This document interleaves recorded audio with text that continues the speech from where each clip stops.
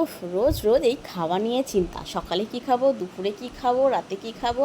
আর সব চিন্তা যদি একজনকেই করতে হয় তাহলে কেমন লাগে বলো তো। ছেলের চিন্তা, ছেলে তিনবেলা কি খাবে সেটার চিন্তা, আমরা তিনবেলা কি খাবো সেটার চিন্তা, রোজ রোজ এই একঘেয়েমি আর ভাল লাগে না। তো যাই হোক, অনেক বকে ফেললাম সকালবেলা।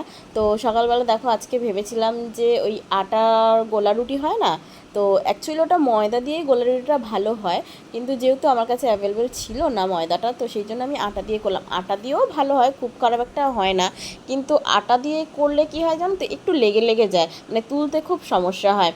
তো আটার সঙ্গে তুমি ময়দা মিক্স করে দেবে, সেটাও একটা ভালো হয়, বা শুধু যদি ময়দা দিয়ে করো সেটাও খুব ভালো সুন্দর ওঠে।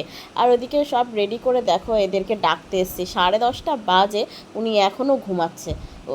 কি বলবো বলো, রোজকার ডিউটি হয়ে গেছে এটা আমার, ওনাকে ডেকে দেওয়া। উনি যে একটা জব করেন সেটাই ভুলে যায় মনে হয়, যে উনি কোনো জব করেন। তো যাই হোক, ঘুম থেকে উঠেই দেখো না আমার পেছনে ঘুরঘুর ঘুরঘুর করছে।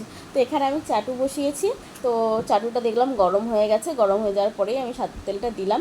তো সাদা তেলটা দিয়ে ভালো করে তেলটা গরম হবে, তারপরে গিয়ে তুমি ব্যাটারটা দেবে। তো আমি ওদিকে আগে ব্যাটারটা করেই রেখেছিলাম, তোমরা দেখেছো। তো এখন আমি ওই ব্যাটারটা দিয়ে দেবো।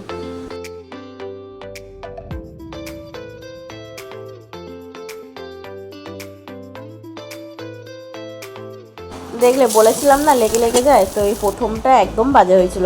তো তারপরেরগুলো গ্যাসটা সিমে দিয়ে আস্তে আস্তে করেছি। তো তারপরেগুলো মোটামুটি ভালোই হয়েছিল। তো তোমরাও ট্রাই করবে বাড়িতে, ভালোই লাগে এটা, বড় থেকে ছোট সবাই খেতে পারবে। তো আজকের মতো এখানেই দেখাবে নেক্সট ভিডিওতে, তখন সবাই সুস্থ থাকবে, ভালো থাকবে, টাটা।